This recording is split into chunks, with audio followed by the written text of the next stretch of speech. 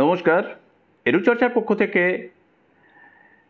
SSK MSK শিক্ষক, পার্শ্ব শিক্ষক, শিক্ষাবন্ধু, স্পেশাল এডুকেটর, পৌরসভার এসএসকে এমএসকে শিক্ষক, মাদ্রাসা এসএসকে এমএসকে শিক্ষক প্রত্যেককে জানাই শুভ শারদীয়ার প্রীতি ও শুভেচ্ছা।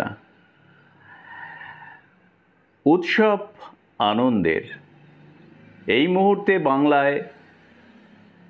বাংলার সব থেকে বড় উৎসব দুর্গা উৎসব শুরু হয়ে গেছে। সবাই আনন্দে থাকার চেষ্টা করছেন। কেন চেষ্টা করছেন? তার একটিই কারণ যে সবার মুখে তো আনন্দ ফুটে উঠছে না, কারুর মুখে আনন্দ ফুটে উঠছে।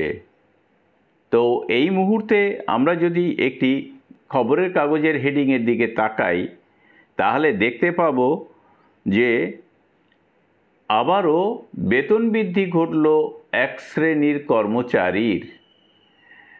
তো খবরের কাগজের হেডিংটি হচ্ছে এরকম: পুজোর মুখে সুখবর, বাড়ছে বাংলা সহায়তা কেন্দ্রের কর্মীদের পারিশ্রমিক। এই বাংলা সহায়তা কেন্দ্রের কর্মীদের প্রতি মাসে বেতন ছিল 14,380 টাকা।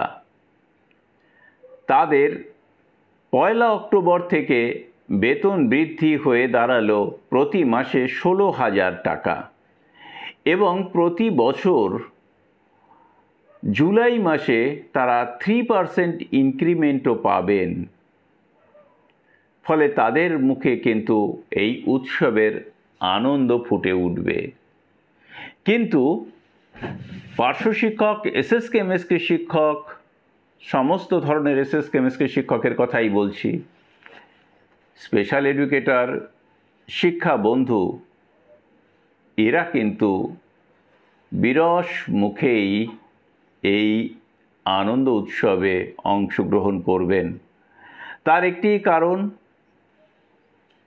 আমরা আশা করেছিলাম যে পুজোর আগেই এই পার্শ্ব শিক্ষক বা এসএসকে এমএসকে শিক্ষক বা অন্যান্য যারা রয়েছেন তাদের বেতন বৃদ্ধি ঘটবে।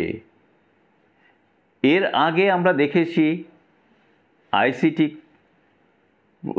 কম্পিউটার প্রশিক্ষক এবং ডাটা এন্ট্রি অপারেটর প্রত্যেকেরই কিন্তু বেতন বৃদ্ধি ঘটেছে এবং স্ল্যাব অনুযায়ী ঘটেছে। আর এই মুহূর্তে দেখতে পেলাম যে বাংলা সহায়তা কেন্দ্রের যে ডাটা এন্ট্রি অপারেটর রয়েছে তাদেরও বেতন বৃদ্ধি ঘটল, অথচ এসএসকে এমএসকে শিক্ষক বা পার্শ্ব শিক্ষকদের কোনো রকম বেতন বৃদ্ধি ঘটেনি। সেই জন্য উৎসব তাদের কাছে আনন্দের হয়ে উঠতে পারছে না। শিক্ষক নেতৃত্বগণ কিন্তু আশা দিয়েছিলেন এবং জোরের সঙ্গে বলেছিলেন এদের বেতন বৃদ্ধি ঘটবে, কিন্তু যে কোনো কারণেই ঘটেনি। আমরা আশা করব পুজোর পরে অবশ্যই এসএসকে এমএসকে শিক্ষক, পার্শ্ব শিক্ষক বা অন্যান্য যারা রয়েছেন তাদের মুখে হাসি ফুটবে।